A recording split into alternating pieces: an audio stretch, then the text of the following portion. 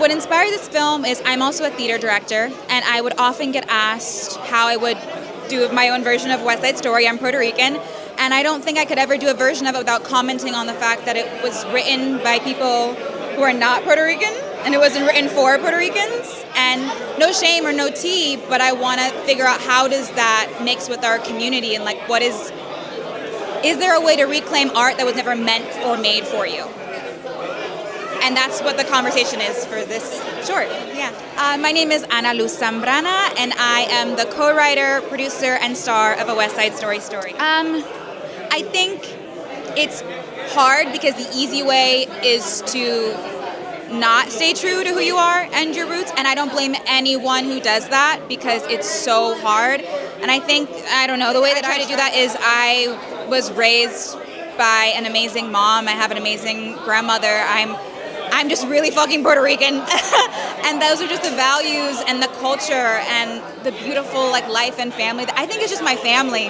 I think my family keeps me true to who I am and my culture and my people, and going to Puerto Rico once a year since I was born has just really locked me into who I am, and I just think staying grounded in who you are, but it's not an easy thing, and I don't blame anyone that has a hard time trying to figure out what world to keep their foot in order to keep that momentum in their career going. What do you want the audience to get from the film?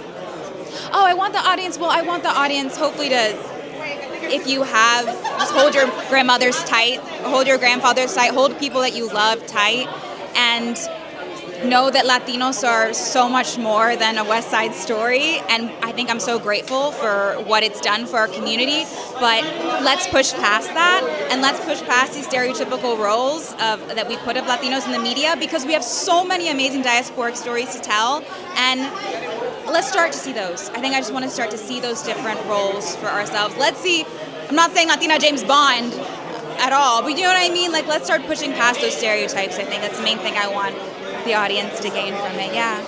Last question, how are you celebrating Latino Heritage Month? Or are you happy to be a Latino? Okay, well, I'm going on a flight 3 a.m. to Puerto Rico tomorrow, so I'm celebrating Latino Heritage Month by being in Puerto Rico. We're going to the Puerto Rican Film Festival, and we're going to be celebrating with my family, eating lots of mofongo, which I normally don't eat, but I do when I'm in Puerto Rico, and listening to Bad Bunny. I think is the best way to celebrate being Latino. Yeah. I manage my mental health by my partner telling me to breathe and telling me I'm doing everything that I need to do, because we shot it in one day. And it's a bunch of oneers, and I'm the lead, so it's just me for like 6 shots doing it again and again. And I was always worried, like, am I doing it right? Am I messing up? And he was always just like, you wrote it with me.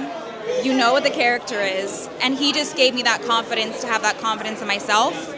And so I think finding someone, a loved one, my partner, to lean on and remind you who you are is the way that I was able to keep myself grounded. Yeah.